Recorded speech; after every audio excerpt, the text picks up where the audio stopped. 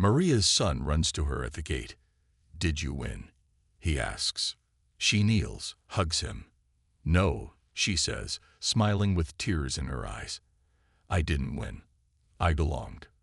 Welcome to my channel. Like, share, subscribe, and engage in the comments. Listen as I tell you this story. The halls of Harmony Hill High smelled like wax and old paper, the kind of smell Maria Lopes had gotten used to over the last 10 years. Every afternoon after the last bell rang, she'd slip on her gloves, wheel out her mop bucket, and begin her silent tour through the building. Room by room, she cleaned up after the day's noise, the scraps of laughter and arguments, pencil shavings and gum wrappers left behind. Maria was 42, soft-spoken, and almost invisible to most of the students. She wore the same worn sneakers every day, her faded jeans always tucked just enough into her socks to keep the dust off. Her curly black hair never fell in her face, always tied in a bun that said she didn't have time for nonsense. People noticed her only when a trash can was overflowing, or when someone spilled soda in the cafeteria. What they didn't notice was that after finishing her shift, Maria would sneak into the school library or sit in the corner of the teacher's lounge when it was empty. She'd take out a battered old notebook, some sharpened pencils, and a stack of math books. Some were borrowed, some she had found in the donation pile. And every night, after she tucked her teenage son into bed and made tea for her mother, who no longer remembered what day it was, she studied calculus problems until her eyes ached. Nobody knew. Nobody asked. Until the day the flyer went up. GFTD Math Program. For students who think different to lie. A buzz filled the school. Kids joked about who was gifted and who wasn't. A few even bragged about how they'd ace it just to skip regular math class. Then came the moment. In the middle of lunch, while a group of students crowded around the flyer near the trophy case, one of them, even, a junior known for stirring trouble, smirked and pointed at Maria, who was quietly cleaning a gum stain off the floor. "Hey," he said loud enough for the whole hallway to hear, "why don't we have the janitor try out? Bet she's really gifted at pushing brooms." Laughter exploded. Even a few teachers didn't hide their smiles. Maria froze. Her face turned red, but she said nothing. She turned back to her mop. Then came a voice no one expected.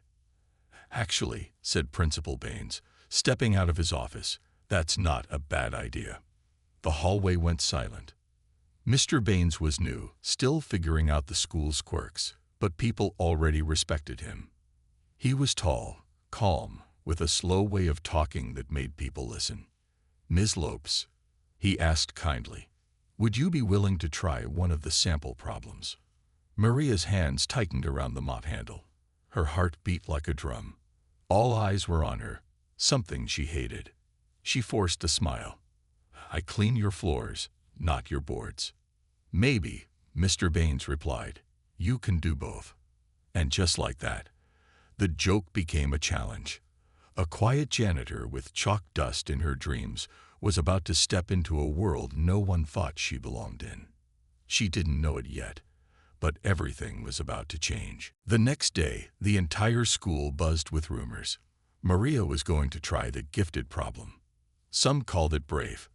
Others called it a joke. No one expected it to become an event. The auditorium lights buzzed overhead as students filed in, talking, laughing, whispering. A large whiteboard stood on the stage. A single piece of chalk rested on the ledge like a dare. Mr. Trent stood beside the board, arms crossed, wearing his signature smug smile. He was the kind of teacher who loved being the smartest person in the room. Tall, sharp-featured, and always correcting people mid-sentence, he believed math wasn't for just anyone, especially not janitors. "This should be entertaining," he said quietly to Leela, a senior in the front row, with perfectly curled hair and a phone in her hand already recording. "I give her 5 minutes before she cries," Leela whispered back, smirking. Aiden sat near the edge, away from the crowd. He didn't laugh. He just watched, fingers tapping his notebook, eyes darting between Mr. Trent and the empty space beside him. Then the doors opened. Maria stepped in, still wearing her janitor's uniform. Her sneakers squeaked against the polished floor as she walked to the stage. She glanced at the audience. Students, teachers, phones. Her son sat near the back, biting his nails. Her stomach twisted. Mr. Trent gestured to the board. "Let's see what you've got, Ms. Lopes. This is a multivariable integral problem. College level. Don't worry, just try your best." His tone was syrupy sweet, but the insult was clear. Maria's eyes scanned the problem. It looked like a wall. Lines, symbols, curves that twisted into one another. Her palms went sweaty. Her head throbbed with doubt. "You're not supposed to be here. You clean toilets. You quit school." She gripped the chalk. Laughter rippled through the crowd. She heard someone whisper. She's stuck. Another voice added, "Told you. 5 minutes." Her hand shook as she reached out. She stared harder at the problem. And something shifted. She stopped hearing the voices. She stopped seeing the audience. Instead, she saw the old math book she read at the library. She remembered sitting at the kitchen table while her son did homework, the time she solved a similar problem on the back of a cereal box. Maria placed the first mark on the board. Then another, and another. Slow, careful, sure. The crowd hushed. Students leaned forward. Even Leela stopped recording, lowering her phone. Maria's method was different. Not the straight-line textbook way, but something else. Smoother, simpler. Her mind moved like water around rocks. Halfway through the problem, the board was filling with symbols. Eyes were wide. Aiden sat up straight, mouthing the steps as she wrote. Then, Mr. Trent stepped forward. "Wait," he said, loud enough for everyone to hear. "That's incorrect." Maria froze, chalk in hand. He pointed at the board. "This method doesn't work. You skipped steps. You're just guessing." Maria's heart raced. Her breath caught. She looked at the problem again. Her steps, her logic. She knew them. She trusted them. She turned to Mr. Trent, voice soft but steady. "It does work," she said. "Just not the way you're used to." And with that, she picked up the chalk again. Maria's hand moved slower now, not because she was unsure, but because she wanted to be certain. Every number, every symbol. She checked it twice. Her eyes scanned the board one last time. Then with a quiet breath, she drew a box around the final answer. Silence. Then gasps. A sharp intake of breath from the front row. A whisper rippling across the room like wind through leaves. She stepped back, chalk dust smudged on her fingers. Mr. Trent approached the board, expression stiff. He scanned the work, his lips pressed tight. Line by line, he followed her steps. His finger paused at the 3rd section. He looked confused. Then at the 5th, his brows lifted. By the end, his hand trembled just slightly. "This," he said, voice dry, "this isn't the standard approach. Where did you learn this?" Maria stood quietly for a moment, then gave a small shrug. "I didn't learn it. I figured it out one night while scrubbing desks in room 214. The room was stunned. In the back, Principal Baines slowly took out his tablet. He tapped, searching something. His eyes moved fast as he compared her solution to notes and examples in an academic journal. The teacher sitting beside him leaned in. Mr. Baines whispered, "It's not there." Her approach, "It's new. It's original." The teacher blinked. "You mean she made it up? From scratch?" Mr. Baines nodded slowly. "We need to contact the university." Up front, Leela shifted in her seat, her phone forgotten in her lap.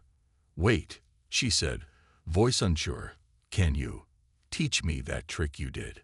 The thing with the change of variables?" Others began to murmur too. That was brilliant. How'd she even think of that? Can she tutor? Maria looked around. The same students who giggled now leaned forward in their chairs, curious, amazed, even respectful. Mr. Trent cleared his throat. His face was red, ears glowing. He looked at the board again, then at Maria. "Well," he said, forcing a smile, "looks like I was the student today." Maria smiled kindly. "We're all students, just in different ways." Aidan, who had watched it all without speaking, finally raised his hand.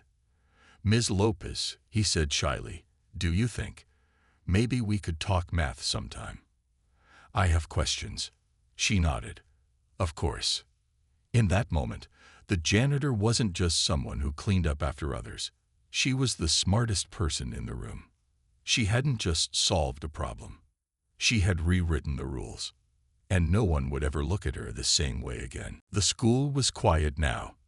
The echo of footsteps and chatter had faded, replaced by the soft creak of lockers settling and the hum of the exit lights above the doors. The sun dipped low, painting long shadows across the linoleum floors. Maria walked slowly down the empty hallway, her bag slung over her shoulder. It was heavier than usual, not with cleaning supplies, but with small things students had left her. A hand-drawn thank you card, a pencil with a gold star on it, a folded note that read, "You made me believe I could be smart too." Chalk dust still clung to her jeans. She didn't brush it off. As she reached the front door, Mr. Baines stepped into the hallway, holding a manila folder. "Ms. Lopez," he said. She stopped, turning to him, unsure if she'd done something wrong. He smiled warmly. "The university wants to meet you. They saw the footage. They'd read your solution." Maria's eyes widened. "They're offering you a fellowship," he continued. "A chance to study, to teach, to be part of their advanced mathematics program. You'll have your own students, your own research. They want you." She blinked quickly, her throat tight. "But I'm just me." Mr. Baines stepped closer. "That's enough, Maria. You've always been enough. You didn't need a degree to prove you're brilliant. You just needed a place to be seen." Maria looked down, her fingers brushing the soft strap of her bag. Then she looked up again and nodded. Outside, the golden light bathed the front steps of Harmony Hill High in warmth. As Maria walked out, she felt different, lighter. Not because life had suddenly become easy, but because something inside her had shifted. She had been invisible for so long that she forgot what it felt like to be noticed, really noticed, for what she could do. Down the sidewalk, near the school gate, a small figure ran toward her. "Mama." Her son threw his arms around her waist, his backpack bouncing behind him. "Did you win?" he asked, breathless, eyes wide. Maria knelt down and hugged him tight. "No," she whispered, smiling with tears in her eyes. "I didn't win. I belonged." He didn't fully understand what that meant, but he nodded anyway, and that was enough. Back inside the school, the janitor's cart stood parked near the science wing. The hallway was still. On the whiteboard just outside room 214, someone had written in big, looping letters, "Guest lecture, Ms. Lopez." Underneath, someone had drawn a little heart. And somewhere far beyond that quiet town, a new door was opening, one that had been locked for years. Now, with nothing but persistence, kindness, and a piece of chalk, Maria had turned the key. She walked home under a soft orange sky, her son beside her, and for the first time in a long while, she walked like someone who knew exactly where she was going. Kindly like, subscribe, share, and engage in the comments. Bye for now.